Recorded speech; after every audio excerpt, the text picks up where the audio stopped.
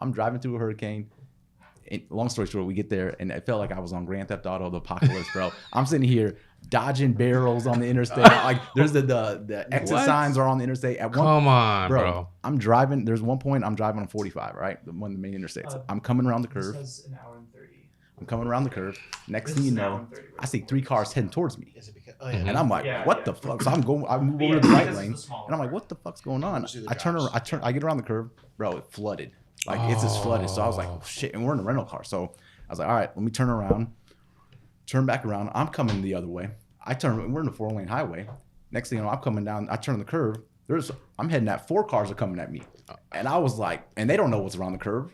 I swerve over to the left. I'm driving the wrong way on the left shoulder. Oh my God. Around the hurricane or around the interstate. And I have to go on the exit the wrong way, do a U-turn. And then we have to, it was just, it was the apocalypse, bro.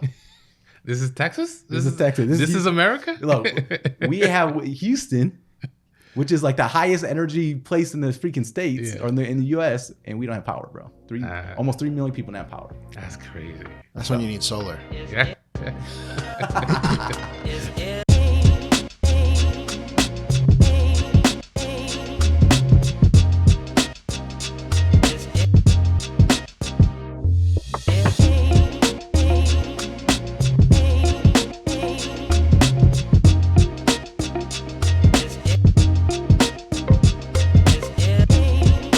I gotta disrupt this flow.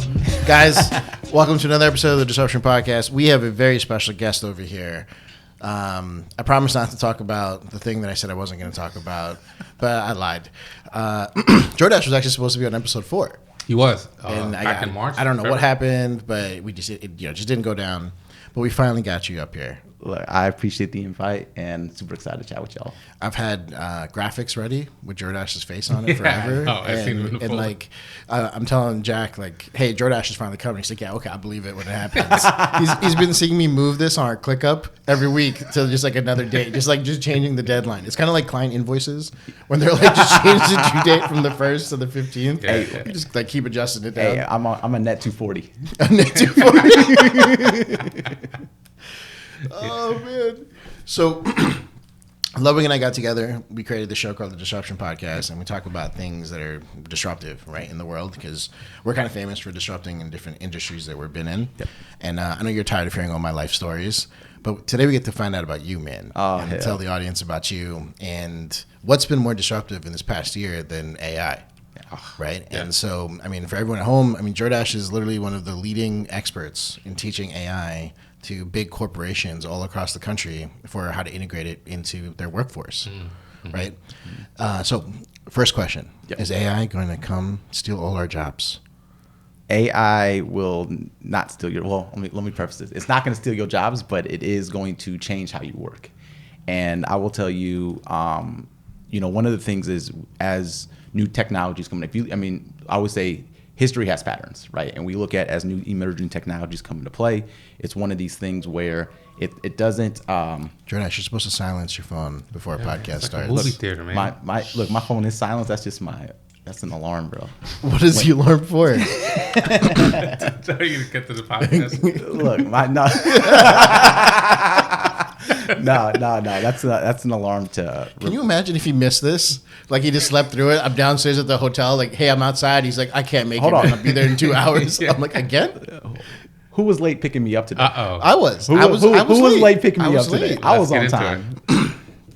AI stealing our jobs. Let's get back. Let's get back to that. Okay, yeah. That's what I thought. No, so it's one of those things where it's not going to steal your jobs. It's going to change how you work, but it's also going to say if you don't know how to use and leverage this technology in your current jobs and in your role, there's a good chance that when employers hire people, like if I'm hiring somebody and I got 2 copywriters, I have a copywriter they're both very skilled in their craft. One knows how to use AI and one doesn't. I'm going the one that knows how to AI. Why? Not saying he's a better copywriter or she's a better copywriter, but she's going to be more efficient.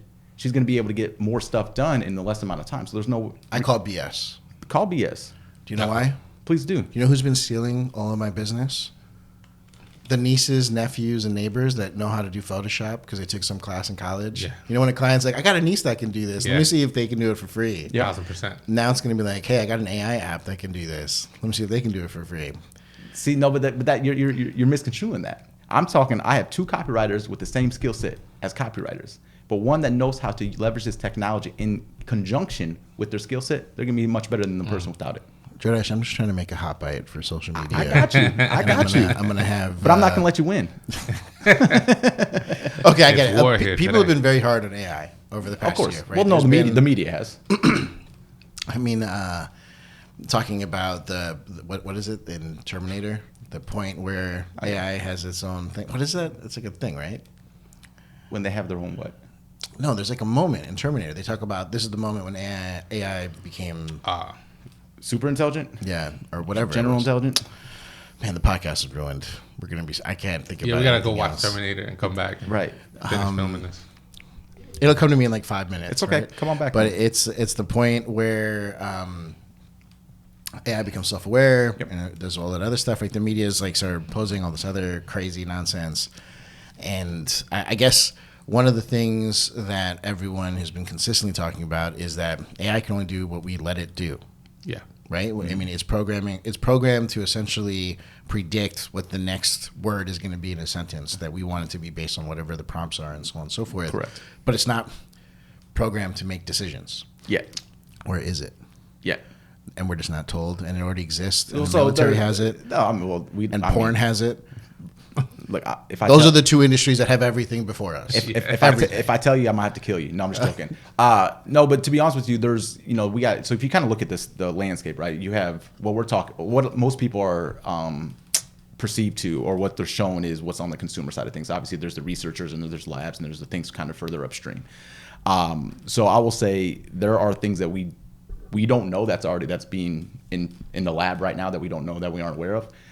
If you look at any of the big companies out there, the OpenAIs of the world, the Anthropics of the world, they're big gold star out there, or North Star they're going after right now is AGI, which is artificial general intelligence, which is how are these AI systems on the same level as a human to be able to do tasks. So that's where the industry's going. That's where we're shooting. Now, are we gonna everybody's mind goes to Terminator or whatever Hollywood has shown us. Yeah.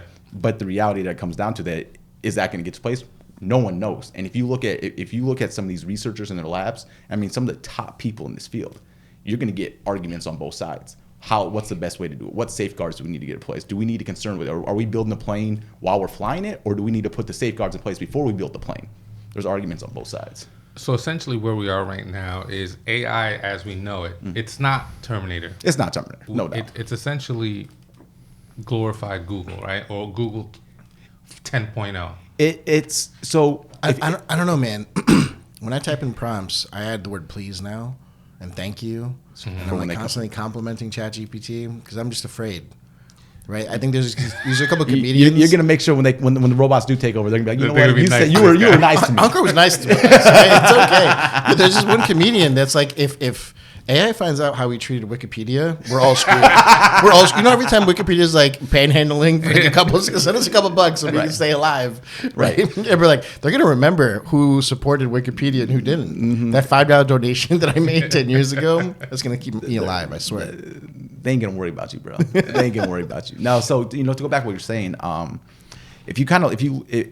a technical standpoint, Google is, I guess in the most simplified way, it's just a database, right? Where they've scraped a whole bunch of information, and I ask it a question, it searches its database, and it brings me back things. Right. Right.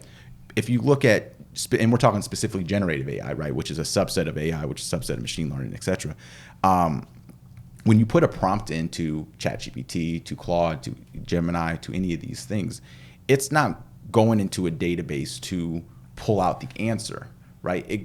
Basically what it does is it's trained on a crap ton of data, but what it's doing, and you mentioned earlier, it's just trying to predict what the next word is in the thing. So there's a technical difference on what it is, but when you look at like from a easy to understand how AI works, it's creating something new. Versus Google doesn't create anything new when I put it into it.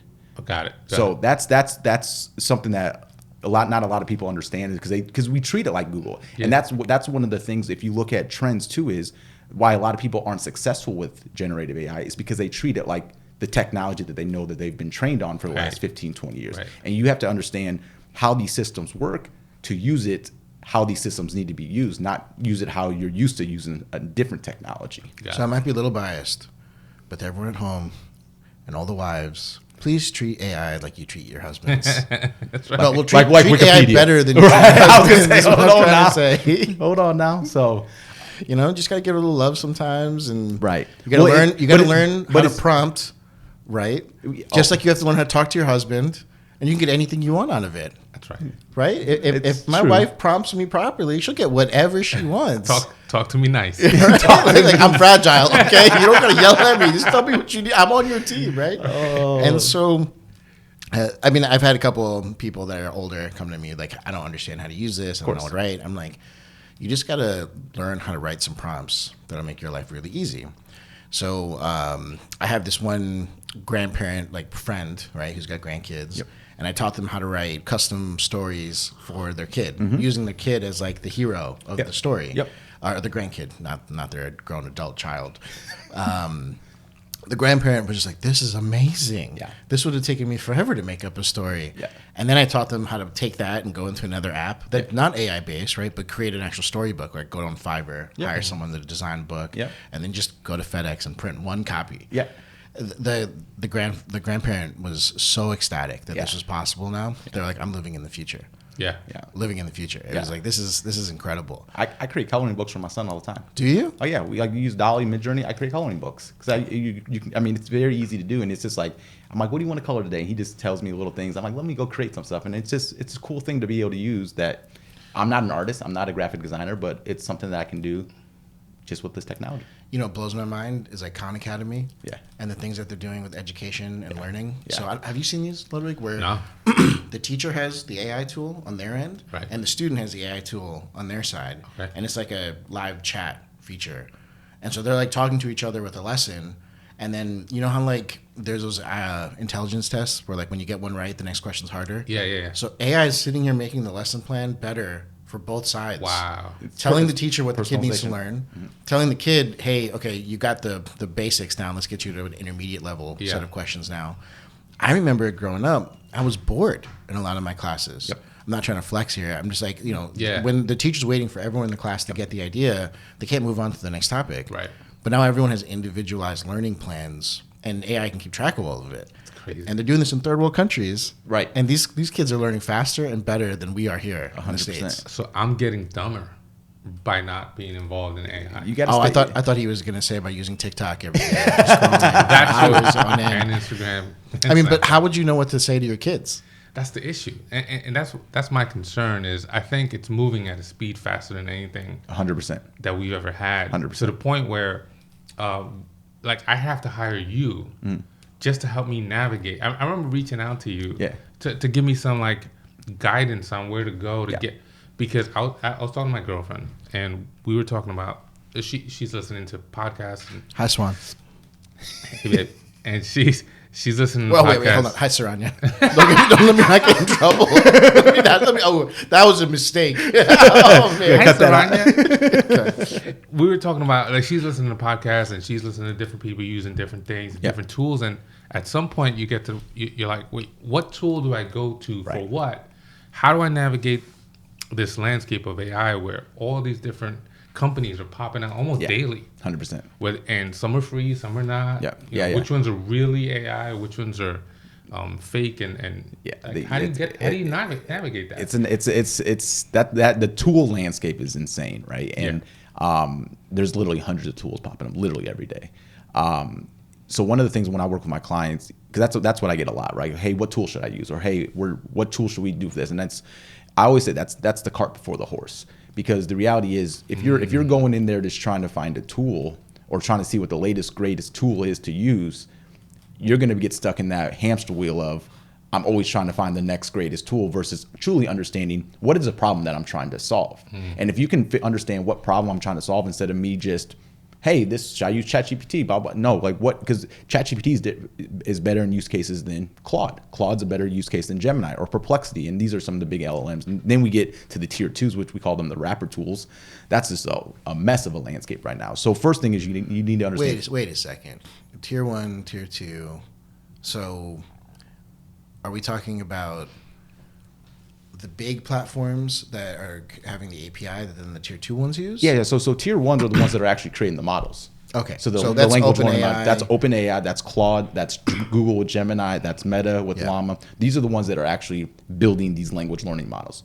And then if you look at the tier 2s, tier 3s, tier 4s, these are the ones that are saying, hey, we like what you're doing, but we're just going to tap into your API, and then we're going to build a better user interface or use case or personalize. So that's where all of our subscriptions doubled in the past couple of months, Ludwig. Right. Where it was like, now with AI, I pay an extra $4.99 a month. Right, and that's so those we call them wrapper tools because all they are is wrapping around the powerful engine. Who's we? Is there an Illuminati? 100%. The cabal, the AI cabal. Okay. Yes, 100%. So, look, is there like a hand signal that we need to put up, or like a just like this? Oh, it's like This one is of like these? this, bro. Okay. He just came back from Hawaii. That's why he's That's the first thing I thought of. I was like, hold on. No, so you do have to be careful. So I'll coming back to here but touching on what you just said is in the last year and a half, everything's AI powered. Powered this, powered that, AI. And it's a lot of these companies are BSing because just because you integrate ChatGPT into your chatbot that you can ask questions, that doesn't change how you're using the tool. It's just something extra, right? So when you're looking at specific tools to leverage, first you understand what the problem is, and then you got to understand, is it going to do what they're telling me it's going to do, right? It's just like picking any vendor for a software. Right. But the thing is too is if you're not tier 1, you can lock in some savings when you sign up for those tools. Tier 2, I would never sign up for an annual tool on tier 2 because here's what happens. And if you look at what Apple just came out with in their WWDC in the beginning of June, they probably killed 12 startups or 12 tools in the next 12 months when they release these features. Because any tier 1 that comes... Dear Apple, we love you. We support you. Oh, 100%. Please don't disconnect my developer account. I'm a biggest Apple fanboy you can find out there. But the point is, if you try to lock in your business or build too many of your core processes in your business around any of these tier 2s, there's going to be a good chance that when these tier 1s release one of these features, that's going to go away. And so that's where you got to figure out who am I going to attach the horse to, especially, and this is when you're looking at your specific SOPs and things like that when you're integrating AI. It's like, I'm not going to build my core processes around a tool that may or may not be there in the next 6 to 12 months. Right. So now the other thing I will say though too is you can't get caught up when I have to have the latest and greatest tool, because if you get familiar with the tool and it's solving the problem, who cares what else is out there right now? But you can get caught up on I have to have the latest and best designed website. No, you don't. Come back to us every 6 months. We'll just redesign your website. Okay, sure. I thought you were talking to me. No. Don't talk to me. Leave my website alone. All right.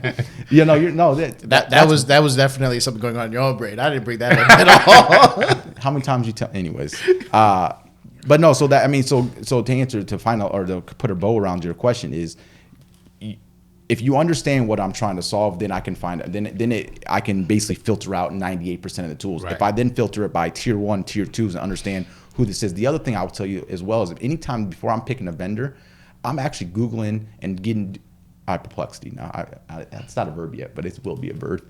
I'm doing due diligence on their leadership team, because if their CEO, their CTO, if they're not out there, if there's not videos and content out there about them talking about AI and how that's integrated into the roadmap, there's a good chance they just slap that thing in there and it's not going to be. Do you know what he just did? He just totally ruined any chance of us transcribing the script for this podcast. Why? He just made up words. He was like, it's not even a word yet, but it's gonna be. It's not a verb, I said. Otter's gonna be like, perplexity-eyed. It's just gonna be, I don't know what this perplexity-eyed. Well, dude, you brought up Hollywood earlier. Is there a movie that's more accurate on what's going on with AI that you've seen, that when you watch it, like, yeah, I think that's... Terminator 5, Terminator 3. All of them just... The Creator. That's a Simpsons. Simpsons gets everything right. Every single thing has been predicted. They predict. Did they know Trump was going to get shot? He got his ear pierced. He didn't get shot. Yeah. Now I'm trying to think myself. There was a movie recently where I forget the name of it that came out. On Netflix. Mahershala Ali's in it, where the Teslas are driving themselves. Damn, what the hell's the name of it? I don't know. We'll put that on the Terminator list. Julia Roberts is in it. Just came out. On the Atlas. No. That's J-Lo's movie. That's J-Lo. Okay. That's your favorite. Not that one. Yo, don't get the man in trouble. So the real question is, these Hollywood movies are taking it to another step, right? I mean, when iPhones came out, they started showing phones that had clear backgrounds, like just a piece of glass, and that would be our phone. Yeah. Then they would show our phones on our watches, and then like you just push a button and like it like starts holographically holographically and doing all that crazy stuff. Report. Yeah. I mean, they were doing this in the 80s, right? 100%. Like 1984, George Orwell came out in whatever year it came out, talking about these things that can happen in the future. Mm-hmm. The real question is, what things from the movies do you think will become real? So, this is a touchy question because... Leave the World Behind. That's the name of the movie. Watch it. You haven't seen it. I haven't seen it. Straight to Amazon Prime. Right. It's Redbox. It's Redbox. The kids don't know what Redbox is. They don't know about that struggle. Bro, I remember when Netflix used to send me DVDs in the mail, bro. Yep. And I used to burn them and had my own movie. How old are you? I'm grown, bro. Man. I'm seasoned. I never got Netflix. I think I was too poor to afford it at that point. Never got Netflix DVDs? I was on the ramen diet when Shred started, okay? No, so I do think, and this ties back into the safety issue. I do think there's a legitimate concern that we have to be aware of around as this technology develops, because I parallel that with social media, right? I truly do believe social media initially was created for good. I think it was created to connect people. Yeah, absolutely. And then, if we look back in the last 10, 15 years, there's a lot of damage it's done from mental to teens and I don't think we were ready, and we looked deep enough to what it is, because we didn't know we don't know what we don't know. And I look at how fast and how powerful AI is. I think there's a lot of concerns that we don't know it and we're not aware of it yet. Right. So what he's saying is an AI girlfriend is going to be a real thing very soon. It already is. Stop it. No, there's already study. There's studies. ChatGPT can't wear a wig and be my girlfriend. This has been the thing. This has been the thing because you have to remember, this is where it's a fine line, right? Because if you think about this, we'll talk about mental health.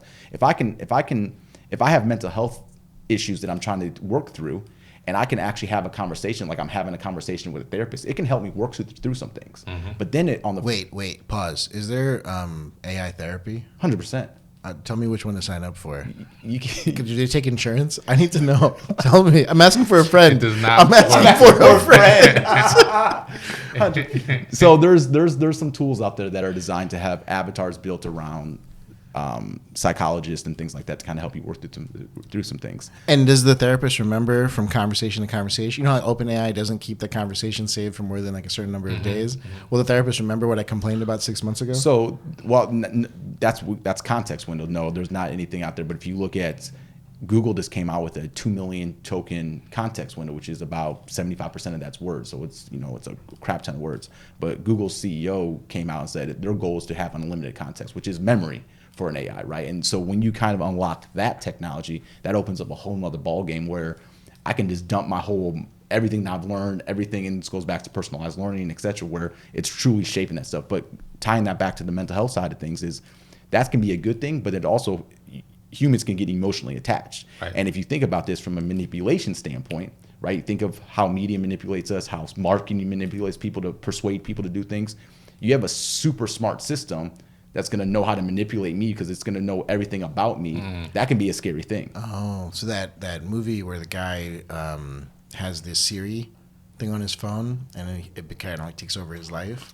Her, isn't her? Yeah. Scarlett Johansson. So you think that's the real problem? That's I think there's concern there. What's going to happen? I think there's concern there because humans are. What's the word? Sorry, Siri. I just want to say I appreciate you. Can you tell Siri to start the timer? No, I didn't tell Siri. I have no idea how long we've been talking. We'll figure it out. We'll figure it out. But I do think that there's concern because we are very perceptible to being manipulated, right? Yeah. And that's what marketing does, right? Into some form or fashion. It's how hopefully it's used for good. But any technology out there, there's going to be a downside because there's open source. 1,000%. So if I'm programming a learning model and the first rule is don't harm humans, right? Right. You can easily build something where you don't put that as part of your model. Well, 100%. I mean, that's the argument between open source and closed source, right? So closed source is ChatGPTs that has OpenAI that has Claude. Those are built. They are built and they are closed off unless they open up the APIs, which they have controls around how people get access and what they can use. Right. You look at Facebook model, it's open source, which is their Llama model, LLM, is they're like, hey, we built this thing, we're going to upload it to Hugging Face, which is equivalent to GitHub, and anybody can grab that, download it, and build on top of it. So they basically laid the foundation to basically add on to an LLM. Now that there's arguments on both sides, because should only a few companies own these powerful LLMs, the ChatGPTs of the world, the Claudes of the world, and put protection around it, or should it be open source where there's not a single centralized ownership of it, but on the flip side is there's a bunch of crazy folks out here in the world that can do a whole bunch of damn. But the reality is they're already out there. The genie's out the bottle. Those models are out there. So this is similar to the whole freedom of speech thing, 100%. Well, yeah, we have free speech, but you can't yell fire in a movie theater. In a movie theater, so for the safety of people. Same thing's happening on the AI. 100%, there is arguments around how powerful this technology is. Can we trust humans? Nope. We're gonna stop right there. Stop right there. Right. Can we nope. Can we trust our pets? Yes. Can we just have our dogs tell us what AI should do? 100%. 100%. So that's where it can get scary, because you have to think about, like, if this gets into the hands of the wrong people, they can do some damage. And now we're just talking about, individual humans. Now let's talk about on the geopolitical standpoint, because when you look at AI, like, we're talking about generative AI, and I mentioned before that's a subset of AI as in general. And so when we're talking about AI in military, AI in supply chains, AI in, I mean, there's a whole nother aspect of it that's there. This is where there's a national security component to it, because there are a lot of things that have to be put in place that people can do damage with it. Is the U.S. a leader? No. In this? No, China's crushing us. China's crushing us. And here's the other thing too. You got to remember, dear India, step your game up, bro. and India's doing pretty good too, though. But if you look at the goal to this gold rush, the shovels to this gold rush, in this AI gold rush, it's two things. It's data and it's hardware, computer chips. Who makes the GPUs that run these LLMs? And NVIDIA runs them, is running the world right now. But there's a lot of other companies in the Asian market that make these silicon chips. So if they own the components that build these, which is a key piece to build these LLMs, crushing it. Now, if you also look at, and this is why when you look at what companies are going to be successful are the companies that have the most data on us. That's why the Facebooks of the world, the Googles of the world, the Geminis of the world, Amazons of the world, they have tons of data on us. That's why, like, OpenAI kicked it off and they had a nice market lead, but and they have tons of data. Don't get twisted. But that's when, like, Google, when they fumbled the ball when they came out with Gemini early on, it's like, they suck now, but, like, they have Gmail, they have YouTube, they have Google Ads, they have Google Search. They have the most data on all of us anyways, right? Same with Facebook, same with whatever. So when you look at data and hardware, then you look at China, which, once again, we were just talking about the hardware. You know how much data they have on their society from WeChat, from WeChat, and let alone all their security cameras they got, and from facial recognition. They got so they have so much of the inputs that are required to this, and their government can control how much resources are being invested. That's where U.S. is faulting, because I don't think we have enough investments into this from a governmental standpoint on a federal level. I don't think they know enough. They don't know enough. I mean, look, bro. I gave up on government knowing about technology when the congressmen were asking Mark Zuckerberg how's Facebook ads work. Right. I'm like, wait, if you do not know this, please, how are you making regulations around this? Right. But that's where in just touch on the regulation standpoint, there needs to be regulation around this. But then you also got to balance, are we gonna put regulations for consumer standpoint that's gonna put us at a disadvantage to the rest of the world? Yeah. Because we're gonna stifle innovation. And that's where you're going to have from a geopolitical standpoint, there's going to have to be some sort of, I'm just going to use the word NATO, but some form of collaboration. Global. 100%. Because when I say the genie's out the bottle, if I can't innovate in this country over here, great. I'm just going to go right over here to a country that's going to allow me to innovate. And you see the same thing in the crypto world that's happening, right? Or blockchain world as well. Let's slam on the brakes here. I think there has to be, let's move back into how you even got into this, right? So you're a thought leader in the space of AI. Yeah. AI is a relatively new thing for most of the people, world. Yeah. I know you didn't grow up. Soon to be social media influencer. There's already AI influencers out there that are Jordache is going to be the next. He already is. No, this man hasn't posted in months. Dude, Dude, you should hire an agency that can manage your social media and do your website. If I only knew one. I'll tell you, look, if you're out there, if only an agency told them name your own price, and we got you. We'll have to. I'll have to ask ChatGPT so I can help me out with that. Did you grow up wanting to be an AI? No, right? No, so absolutely how did you not. become a thought leader in this space? It's got to be. I'm growing up. I was always a nerd when it comes to tech, right? Okay. I've always tinkered. I've always played. I've always just been intrigued by tech. Wait a second. What did you want to be when you grew up? I want to be a fireman. Me? Yeah. That's a great question. I grew up not knowing what I wanted to do. I just wanted to be a citizen. A citizen. Wait, you came here at what age? 10 months old. It was like the Lion King. They were like, yeah, he's arrived. Let's take him to the promised lands. Who's Rafiki in your family? That's someone from the town. You know? It's not anyone in the family. I guess the real question is like, at what point did you pivot into doing this? Right. So I'll say this. When I came out of school, I was in full corporate finance and investments. I did that for a couple of years, and then when I was when I went back to got my master's in grad school, I had two other co-founders, and we had a tech startup, and this was 2012 timeframe.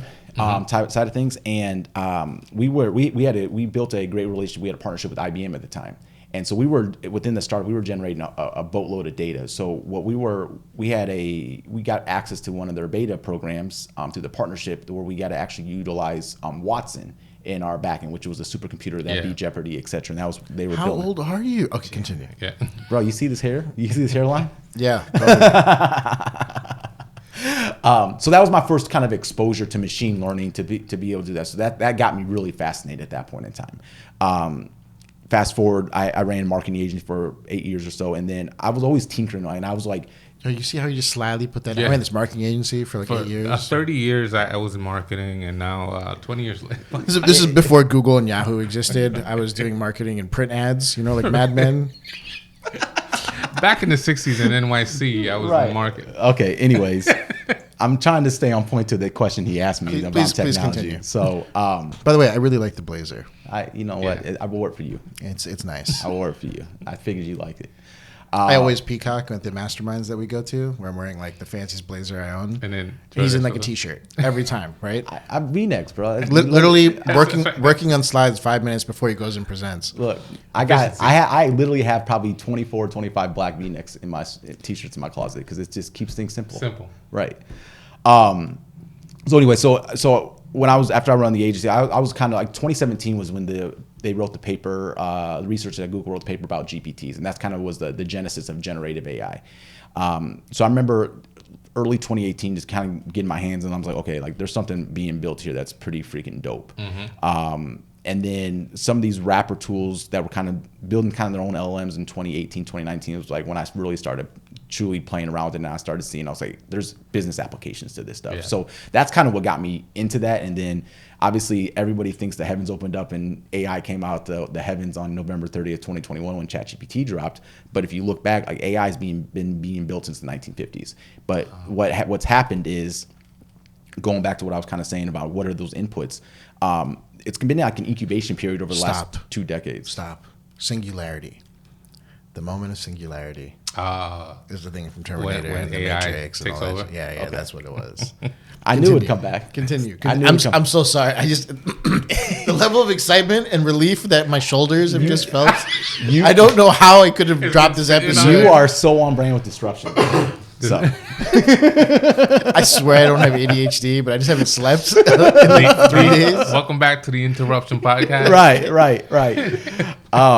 But so what's happened in the last 2 decades, why we got to the point with GPT. So in the early 90s, there was their neural links was kind of formed in this AI space. But then if you look back, we needed data and we needed computing power. And when cloud computing kicked off in the early 2000s, when social media kicked off and Web 2.0 kicked off in the 2000s, which was users creating content and posting content, Next thing you know, over the last 2 decades, we've gotten a crap ton of data put on the internet. We've got the powerful GPUs have been put in place to be able to do that. And so you combine that, that's when 2017 kicked off with GPT, or the GPTs were kicked off through the research at Google. And those are kind of like, there's like 8 people, I can't remember off the top of my head, there are the 8 researchers. They were kind of like the godfathers of this next AI boom. Right. Because if you look at some of these big AI companies, they were the ones that wrote that paper. And then that's when it's just been this incubation period. Next thing you know, all these right pieces were in place, and now we have these GPTs everywhere now. Jesus. Yeah. And so you started doing your research, right? Yeah. Getting yourself educated, and then what was the point where like the first company was like, "Hey man, can you come out, talk to us, and teach our people"? Like, how did that even happen? It's shortly after ChatGPT dropped out, and that's because that's when it became mass adoption at that point in time. When they got 100 million users in a month and a half, 2 months, that's when people were really engaged. Like, okay, how do we use this stuff? Right. And it's funny because we and this goes along the hype curve, the Gartner hype curve, right? We had all this in 2021 or 2022. It's like, oh my gosh, this is the greatest thing, and it's like no one actually, how do you actually extract value out of this stuff? Instead of just experimenting and like, what's the value? And so especially over the last 6 to 8 months, I kind of talked to kind of 2 different groups. I talked to either the leadership teams or the VPs and the executive teams, and help them understand, how do you not just integrate AI into your business, but how do you do it where you are building an AI powered business? Because when we're talking, we're not just signing up for 300 GPT licenses and saying, here you go, employees, go do this. We're talking, what are the AI policies? Because your employees are using it. So you need to put you need to put guardrails in place because you don't want to put your business at risk. You can't have, if you're a multi-million or billion-dollar company, you can't have your employees putting IP stuff into these LLMs unless there's certain LLMs that you dang use, right? Now, if I'm just an entrepreneur making 6 or 7 figures a year, no one's gonna, like, I can put my stuff in there because no one's gonna steal my stuff out of the LLM, right? But then we're on top of that, you got to start looking at what's the AI roadmap, right? What are the AI councils that I help a lot of organizations build internal AI councils, because there's change management, which is huge. Going back to your original question around employees concerned, is this going to take my job? Right. Like there's different things you need to put in place. So that's where I kind of help on a strategic side. So that started happening a lot over the last 6 to 8 months, because people are realizing we can't just have our employees being rogue with this stuff. Govern this. We have to govern it. We have to build out a systematic way to do it. And then you have to start looking at 12, 18 months. How do we start rolling this out and integrating this into our business effectively, and make sure that there's metrics in place to actually prove that they're actually having value. These tools are having value on our productivity and things like that. And then I work a lot with the marketing teams too, specifically like integrating into their workflow. So that's just, I've been in the space long enough that I understand what they're working on. Helping create content, helping create graphics. Yeah, and it also comes down to like, people usually fall into 2 camps on the marketing side of things. It's either they've played around with it, they only know what they know, they don't know what they don't know. So how do they only maybe unlocking 10 or 15% of the true value of these tools in their workflow. So that's why I'll come in there and truly help them set up the systems, help them set out the advanced prompts and things like that. Or it's, we don't know what we're doing, we know we need to be doing this. How do we start identifying these pilot programs and things like this to start testing out what are the right tools for us, what's the right way, and then before we start investing heavily into that, start integrating that. So that's I love hearing Jordache talk. I can listen to this all day. So I got to learn a lot about this. So, we got to step it up. Speaking of social media, Jordache, yes, we're gonna do something that I don't normally do with people. We're gonna do a little speed round. Oh Lord. All right, I'm just gonna say a task that a lot of businesses have to take care of, and you can tell us what the preferred AI tool. All right, let's whether it's a rap tool, whether it's a affiliate link that you want us to use in the comments. Ludwig, sign up for everything he says, by the way. For us. I'm right now. Okay. It's not going to... Otter, please get all the names right as he says it. Thank you, Otter. There's probably going to be a lot of repeats, though, but go ahead. All right, so transcription. Descript or Otter. Whoa, no. We're on it. Okay, yeah. Check. Blog articles. Depends on what do you mean by blog articles? Like creating the whole WordPress website-based blog articles. Content at scale. What's that? Say that one more time. Content at scale.ai. Content at scale.ai. Yeah. Okay. They're based in Arizona. Writing emails to internal people at work. Claude. Okay. Writing emails for cold outreach for sales. Claude. Writing emails to Jordache, inviting him to New Jersey. Claude. Wow. I thought he was just going to say FaceTime. Okay. Graphic design for... Stop it. Do not answer that question. Regard, AKG Creative. That's the only answer. Midjourney plus Canva. Midjourney plus take Canva. Take that answer back. No. We can cut Do it. not We can- download Canva. Just unsubscribe right now. We'll cut it. It won't even be on the podcast. Jack erased this clip. Okay.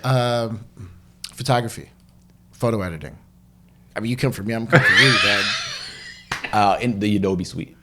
Oh, Firefly. Okay, I got you. No, they in Photoshop. They have Yeah, integrated Photoshop and like. No, we don't need you Yeah. anymore, man. Firefly is going to do all the editing You now. need somebody to push the button, take the picture. We're getting to the Jetsons? That's what you're telling me? Okay. Hold on, I got one. Email assistant. Give me the Scheduling. Someone that responds for me as if they were a virtual assistant.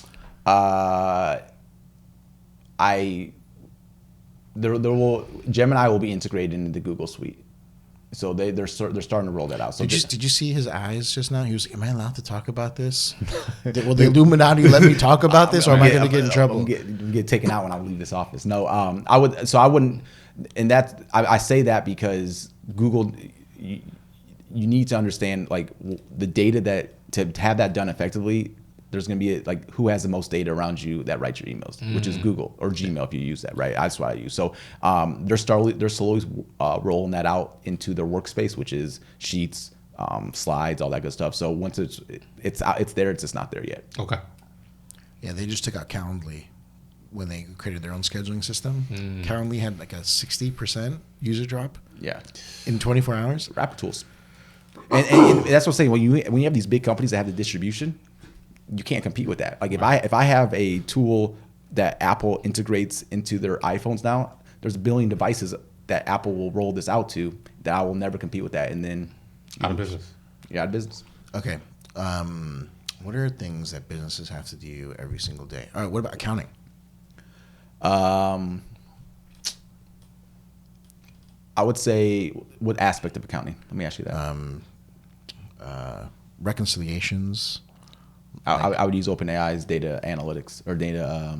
What do they call it now? I forgot. So they like changed the name. ChatGPT. Here is my bank transactions. Yes, 100%. I would use anything data related that you want to use. I would use ChatGPT. If we want to write human resources SOPs, Claude. Claude. Okay. We're not using Claude. Yeah, sure we are. Are we? I just didn't give everyone a team account. You think I'm the guy that wants the latest and greatest? I test everything. But now from a format, so let me clarify that answer. Claude would write it, but then formatting everything would be ChatGPT. Okay. All right. Writing stories like fiction. Claude. He's definitely going to give us an affiliate link. No, He's I'm like, not. please add this to the caption. All good. Okay. Planning a date with your significant other. ChatGPT. And it'll know locations. You're not going to pick like Google stuff for this? No, I would combine it. But when I say ChatGPT, within Perplexity, you can select the ChatGPT model. So you have the power of both. Can you talk about Perplexity? It's the first time I've heard. Oh my goodness. Okay. Yes. So Perplexity is this is the best way to describe it. It's connected to the internet. So it basically, if I put a search, let me give you an example. If I search something on Google, what happens?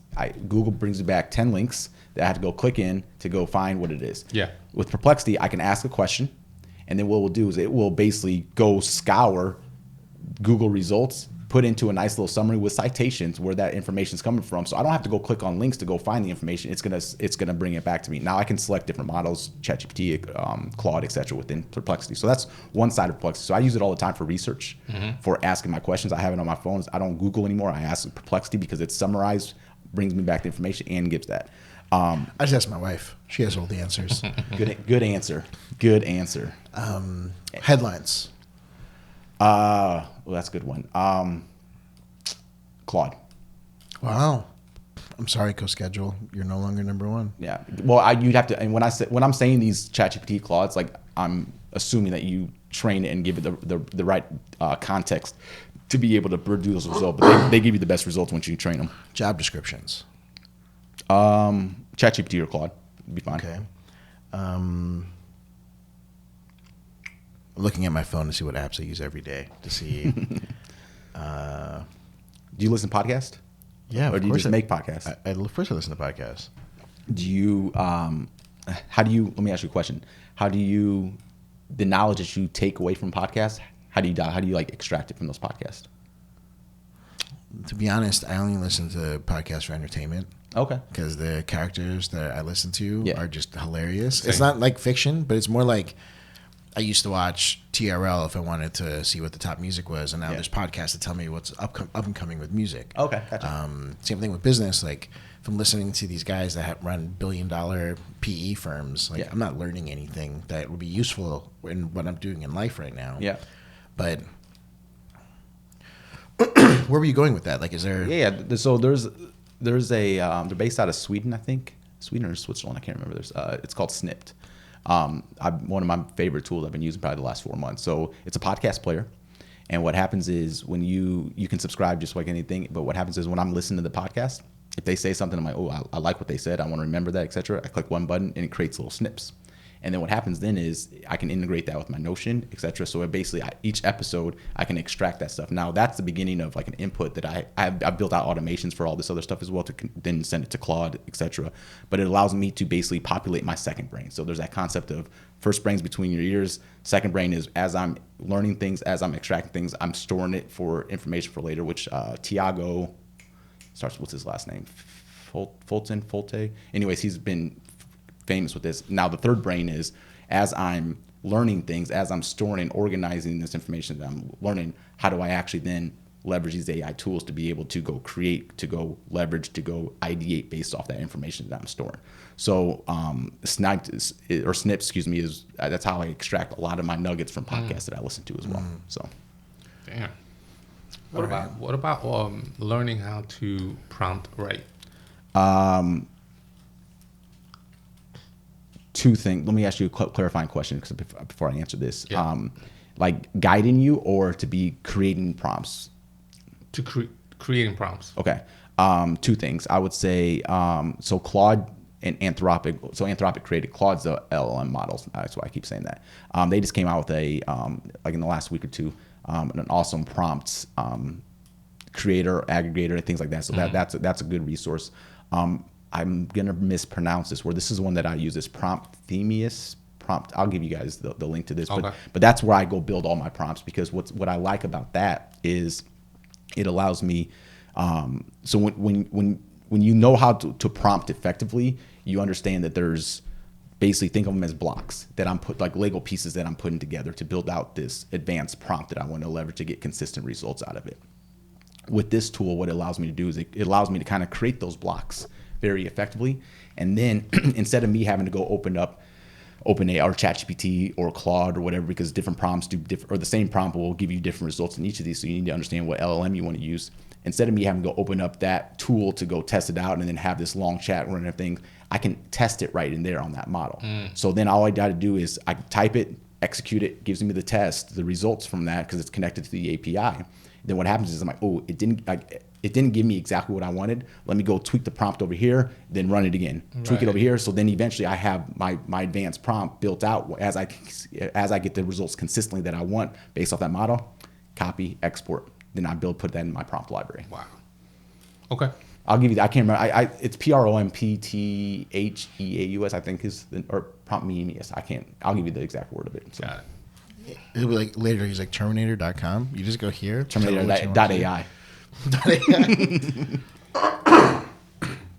don't know what my throat is, so probably because you slept an hour and a half, man. That's probably what it is. All right, so one thing that we do often in the Disruption Podcast is we give the guests an opportunity to ask questions back to us. Love it. And I know you've been just like getting all these prompts ready. What questions do I ask Ludwig and Anker when I'm at the Disruption Podcast in March of 2024? And then your prompt must have improved, and the list of questions must have gotten so much better in the past 6 months. I did promise I wasn't going to talk about that. What I say, I don't trust you. Yeah, it's all good. Love you too. Yeah. So I mean, hit us, man. What would you like to ask us? No, so I mean, I guess let me start with you, Ludwig, real quick.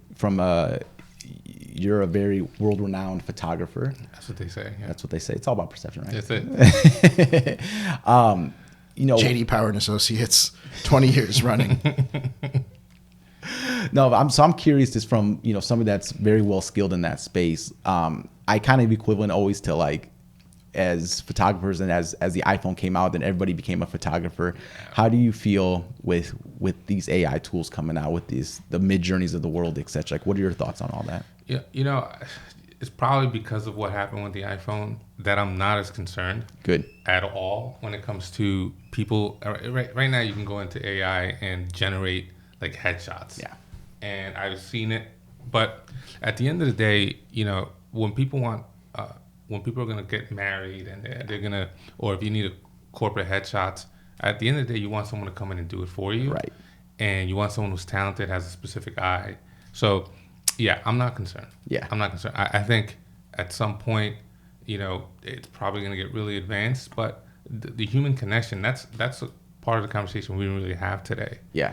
About how the human connection is still something that we all want when we're calling into 1-800 numbers to talk to Chase Bank or Verizon. You still want to hear somebody. You don't want to have to talk to an AI driven response. So I think we're safe. Yeah. I agree. And, I think one of the things I always say is like, actually, AI actually makes you more human if you allow it to. Yeah. And it can, because, going back to maybe you don't like to do those headshots. There's things that you probably don't want to do as a photographer, or that you can make it better. Yep. You can say, let me allow AI to do those tasks for me so I can spend my time on more creative, more advanced types of things. And that happens all the time. And for me, that could be Photoshop, right? Right. Generative AI. Like when I finally do the photo shoot, I bring it into Photoshop and let them do the editing. Do that, all the editing, right. You could take that. Right. Like, I'm good with that. I remember I used to use Lightroom back in the day, right? And I was like, when I could actually set, like, hold on, presets, I was like, so I don't have to do the same thing every single time? Exactly. I'm like, okay, I like that. Copy, paste, batch edit. Yep. Right. So, yeah, no, that Lightroom version 3. That's it. Lightroom Classic. Do you have a copy of Creative Cloud? I need to know. Do I have an account? Yeah. I play around with it, but that's just because I always want to know what's being built. He cheats on us. No, I don't create anything with it. That's where I just go experiment. I know. That's why I'm saying you should probably talk to us about that. Bro, I will never claim any creativity when it comes to digital. So for you, I have a question for you. Hit me. So you've been in the game for a little while. Where do you because you're big in the e-commerce, you've been big in the e-commerce space, the brand building, etc. How do you see? Because I don't play a lot in the e-com space. How do you see AI truly impacting the e-commerce side of things? Whether it's, I'll leave it at that. Let you open up for that. How do I see AI impacting the sales online? Don't hit me with a loaded question. No, I guess the most obvious answer is that I think there's a divide between omni-channel sales mentalities, where you see something on TikTok and then you see that same consistent branding, messaging, call to actions on Amazon, or you see it on Walmart.com, or you see it in the actual store in a retail front, wherever you're at. I see a lot of people using AI right now, and it's breaking that consistency.